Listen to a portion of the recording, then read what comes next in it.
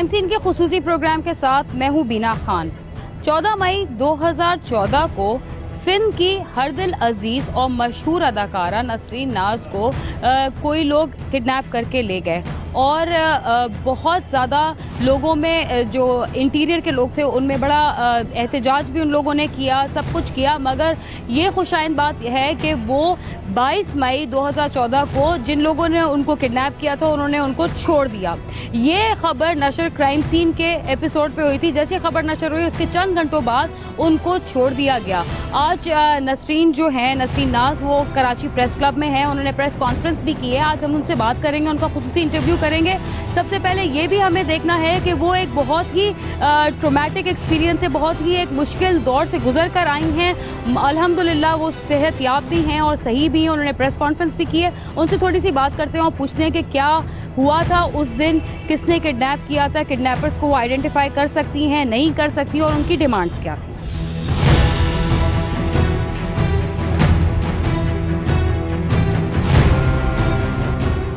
14 मई 2014 को नसरीन नाज शूटिंग के लिए निकली थी और फिर वो वापस नहीं आई। तो बहुत जब अरसा गुजर गया, बहुत सारे घंटे गुजर गए, तो लोगों को तशवीश हुई और जब बिल्कुल नहीं पता लगा तब ये बात खबर बन के बाहर आई कि वो वापस नहीं आई हैं, किधर हैं। तो आप मुझे नसरीन साहिबा, सबसे पहले तो ये कि बहुत अल्लाह का शुक्र है आप बाजियाब हो गई और मुझे पता है आप जिस मुश्किल से दौर से गुजरी हैं, आप बहुत ज़्यादा टेंशन में होंगी। ज़्यादा टेंशन हम देना नहीं चाहते आपको, मगर मुझे बताएं कि 14 मई 2014 को क्या आपके साथ वाक़या हुआ था। असल में मैं गई थी शूट पे, जो हम लोग जाते रहते हैं, बड़ा अपने आप पे घुमंड था कि जी हमेशा जाते, हमें कुछ नहीं होगा। अच्छा, किस चीज़ की शूट थी? मैं थी, मेरे प्ले की शूट, फिल्म की शूट थी। अच्छा, जब उधर पहुंची तो फिर किसी और की कॉल आ गई कि अच्छा। भाई रिकॉर्डिंग है। मैंने कहा चले मैं टाइम दे देती हूँ, क्योंकि एक दिन था, फिर मुझे अजीज़ साहब की रिकॉर्डिंग पे भी आना था। अच्छा, वो एक दिन के लिए उनसे मैंने कहा कि ठीक है आप मुझे लेने के लिए आ जाएं, मैं लड़काना में हूँ। दूसरे दिन वो लोग सुबह पहुँच गए, मुझे साथ लेकर गए। अभी हम लोग गढ़ी यासीन क्रॉस करके, मुझे कहा कि शिकारपुर जाना है। क्रॉस करके जाने लगी, रास्ते में पुलिस के ड्रेस में 3 बंदे खड़े हुए थे। पुलिस की वर्दी थी? पुलिस की वर्दी थी।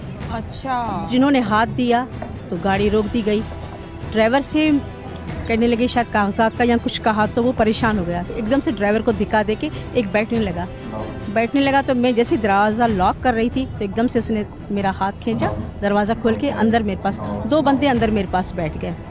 बैठने के साथ ही थोड़ा गाड़ी चलाओ। जब हम लोग थोड़ा आगे गए तो मोबाइल मुझसे छीन लिया, मोबाइल आप हमें दे दें। तो तीनों जो पुलिस की वर्दी में थे वो गाड़ी के अंदर ही आ गए। आपके साथ कितने अफराद थे? मेरे साथ एक ड्राइवर था, एक दूसरा बंदा था। अच्छा, और वो बंदा वो था जो शूटिंग के लिए आपको जो शूटिंग के लिए पिक करने के लिए आया था। ड्राइवर आपका अपना था कि उनका था? उनका। अच्छा। ड्राइवर भी उनका था।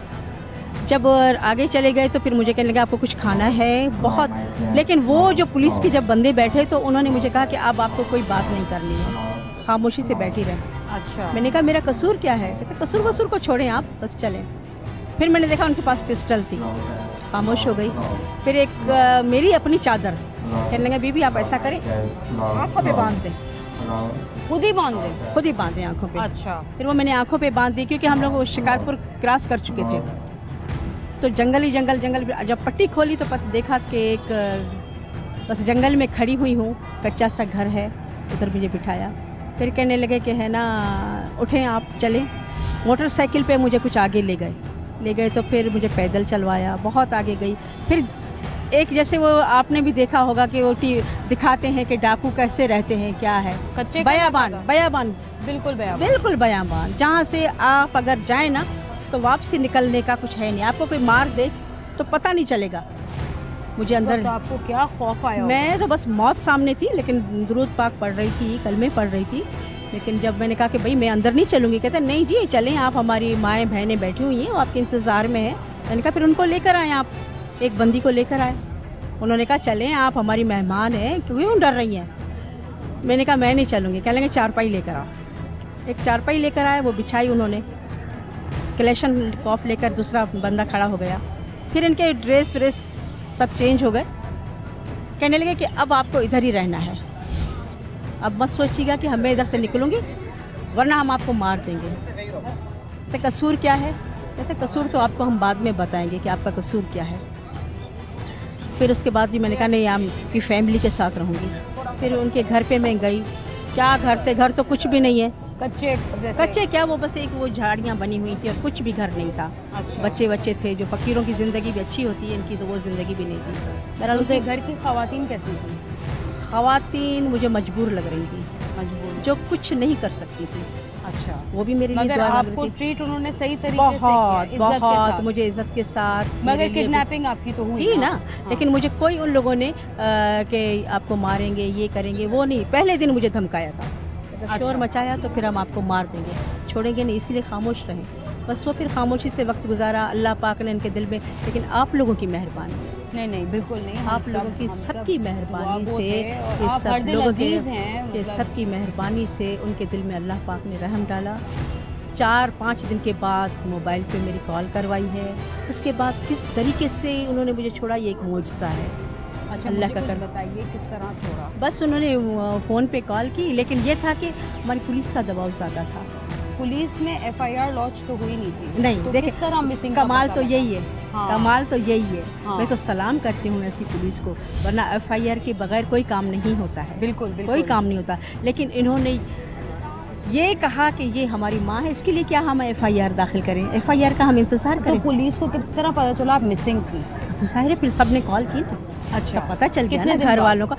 2 दिन के बाद। 2 दिन के बाद तक किसी को 2 नहीं दिन पता के था। बाद किसी, क्योंकि मेरे घर वाले भी ये समझते कि मैं भी, अम्मी तो रिकॉर्डिंग पे गई है, मैं भी मोबाइल ख़राब हो गया हो, अम्मी अच्छा। अभी कॉल करेंगी, अभी। लेकिन आपके दूसरे घर दिन वालों ने फिर पुलिस में रिपोर्ट नहीं, की? रिपोर्ट नहीं की। मेरे घर वालों ने अजीज सांगी साहब को बताया, जहाँ मेरी शूट थी, अच्छा कि अम्मी की तो कॉल ही नहीं आ रही है, अम्मी पता नहीं कहाँ है। फिर शाबाश है उनको। उसके बाद फिर तो मेरे सब भाई सब खड़े हो गए।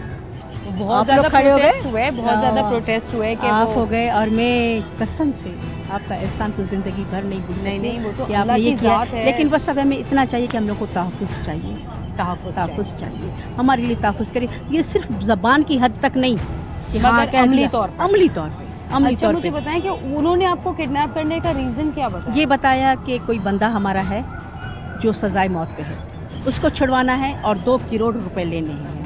तो 2 वो करोड़। रैंसम कॉल किसको दी उन्होंने? मुझे कहा कि आप 2 करोड़ दें? आप कह दें उनको, जब मेरी कॉल करवाई ना, तो उनसे आप यही कहें। आपने कॉल किसको की थी? मुझे अजीज कोई साहब को? नहीं, मुझे कोई नंबर नहीं याद था। हमारे एक भाई हैं सुमरो साहब, मुनव्वर सुमरो साहब, उनका नंबर मुझे कुदरती याद हो गया। मैंने उनको कॉल की, वो मेरे पास साथ बैठे हुए थे। मैंने कहा भाई ये इनकी डिमांड है, आप बता दें। उन्होंने फिर सबको बताया तो फिर हमारे भाई सब उठ पड़े कि ये क्या है। और फिर उन्होंने क्यों आपको छोड़ा? वो डर गए क्या? क्योंकि मैं तो ये समझती हूँ, तो किस तरह छोड़ा? वो क्या था? मुझे कहने लगे कि बस आप को हम जिस छोड़ तरह आपको किडनैप किया था, गाड़ी में बैठे आपको मुझे कच्चे के मोटरसाइकिल इलाके पे में ले गए? कच्चे लेकर गए, मुझे मोटरसाइकिल पे बिठाया। सुबह फजर का टाइम था, मुझे रास्ता दिखा दिया कि ये रास्ता सीधा जाता है। 20 रुपए दिए कि ये है और ये नंबर है, मेरी सिस्टर का नंबर था, ये नंबर है, इस पर आप कॉल करके बताएं कि मैं फ़िलानी जगह खड़ी हूँ। मैंने कहा ये फ़िलानी जगह क्या है?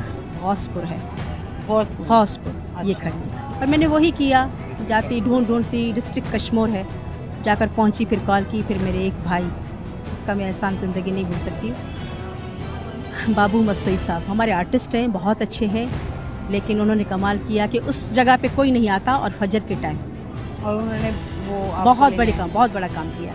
वो आए, वो मुझे लेकर गए और आज सामने हूँ आपके। अच्छा, तो मुझे बताएं कि जो टाइम आपने गुजारा, वो कितनी दहशत आपको फील हुई कि अभी भी मौत थी मेरे टेंशन में सामने, लग रही है? मौत थी। ठीक है, अल्लाह पाक आपको खुश रखे।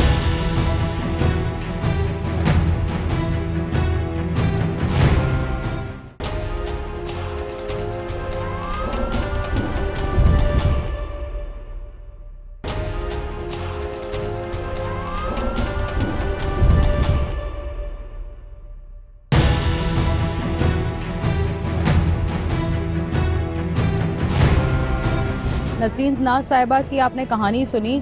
ये एक वाकई में एक मौजे से कम नहीं है कि जिन डाकुओं ने उनको किडनैप किया था वो पुलिस के लिबास में थे। 2 करोड़ की डिमांड करवाई गई और उनका जो साथी जो गिरफ्तार था डेथ रो पर, उसकी रिहाई की डिमांड की गई। मगर जब मीडिया ने प्रेशर दिया और इंटीरियर सिंध के लोगों ने, जितने भी थे इनके चाहने वाले, जो ये हर दिल अजीज़ अदाकारा हैं, उन सब ने जब प्रेशर दिया तो वो डाकू भी इस प्रेशर के आगे कुछ नहीं कर पाए और उनको 20 रुपये दिए और उनको कहा कि अब आप इधर से चली जाएं। ये एक बहुत ही एक मौजाना तरीके से इनकी रिहाई हुई है और हम दुआगो हैं कि हमेशा हमारे जो आर्टिस्ट हैं उनको अल्लाह ताला अपने हिफ्ज़ व अमान में रखे, क्योंकि इनकी वजह से हम लोग भी मुस्कुरा लेते हैं, हम लोग भी इनके साथ रोते हैं, हम लोग भी इनके साथ हंसते हैं और हम लोग यही दुआ गो हैं कि अल्लाह मियां इनको हमेशा हिफ्ज़ व अमान में रखे।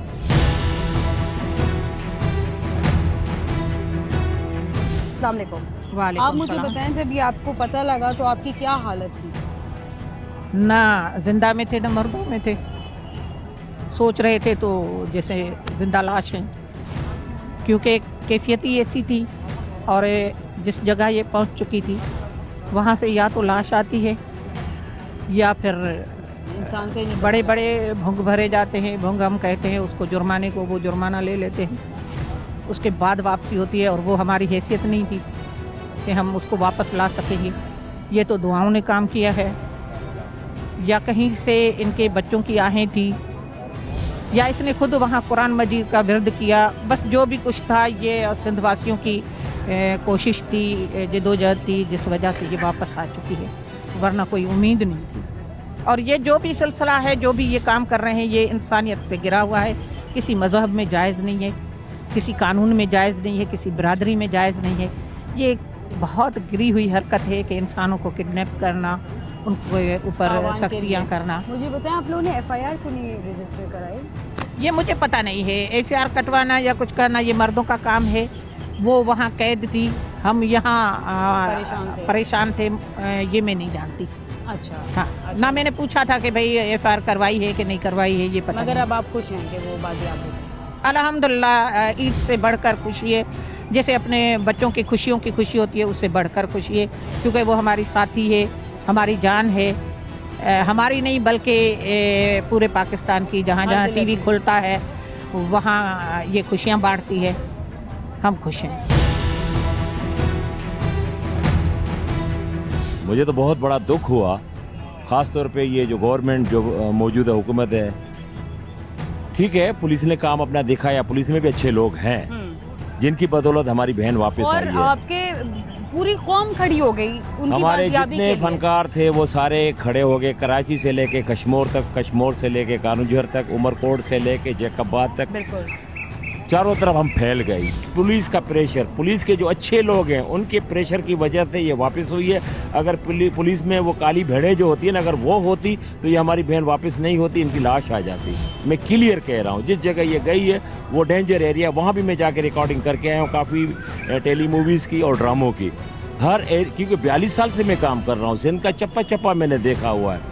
वो जो गौसपुर का इलाका, करमपुर का इलाका बता रही है, कहाँ शिकारपुर और कहाँ लाड़काना, कहाँ गौसपुर, वो हमें पता है। तकरीबन 3 घंटा लगता है, यानी कि अगर आप सफ़र करें तो कितना किलोमीटर होगा वो फासला। और फिर वो कच्चे के इलाके में जहाँ ये टोड़ी बंद का वाक़या हुआ था, दरिया टूटा था, उस एरिया की ये बात है।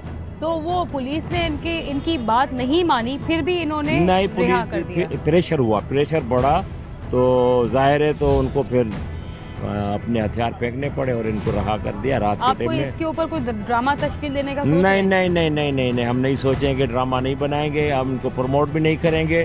हम तो अभी अगर ड्रामा भी बनाएंगे तो ऐसे ड्रामे बनाएंगे कि लोग इबरत हासिल करें और ऐसी हरकत न करें कि ये रिवायत हो कि अगर किसी की कोई बहन जा रही है, सिंध में तो ये रिवायत है, बहन आती है तो ऐसे सर पे हाथ रखते हैं, उनको चादर पहनाते हैं, उनको अजरक पहनाते हैं। और सिंध में एक रिवायत है, सिंधी जी छोकरी जो न्याणी है वो उसको साथ कुरान के बराबर का दर्जा दिया जाता है। माशाल्लाह, ये इतनी रिस्पेक्ट होती है, इज्जत होती है। अगर किसी को मनाना होता है, खून कत्लेआम होता है तो मिंथ मेड़ काफिला जाता है, तो औरतों को आगे रखते हैं, लड़कियों को रखते हैं, तो वो फिर खून भी माफ हो जाते हैं। अच्छा। ये रिवायत है सिंध की। सिंध की हर दिल अजीज अदाकारा नाज 14 मई 2014 को अगवा हुई थी और जो अगवाकार थे वो पुलिस के लिबास में मलबूस थे और वो उनको एक कच्चे के इलाके में लेके गए और काफ़ी दिन उधर रखा। 22 मई 2014 को वो बाजियाब हुई।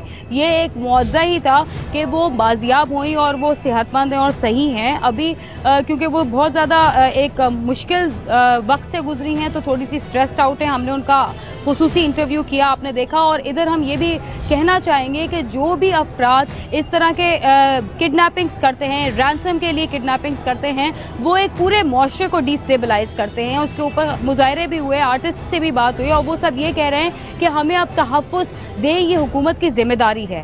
इसके साथ ही क्राइम सीन का खुसूसी प्रोग्राम इख्तिताम को पहुंचता है। अगर आप हमसे रब्ता करना चाहें तो हमारा पता है cs@sama.tv। इसके अलावा फेसबुक और ट्विटर पर भी हमसे रब्ता कर सकते हैं। बीना खान और क्राइम सीन की टीम को इजाजत दीजिए और देखते रहिए समा।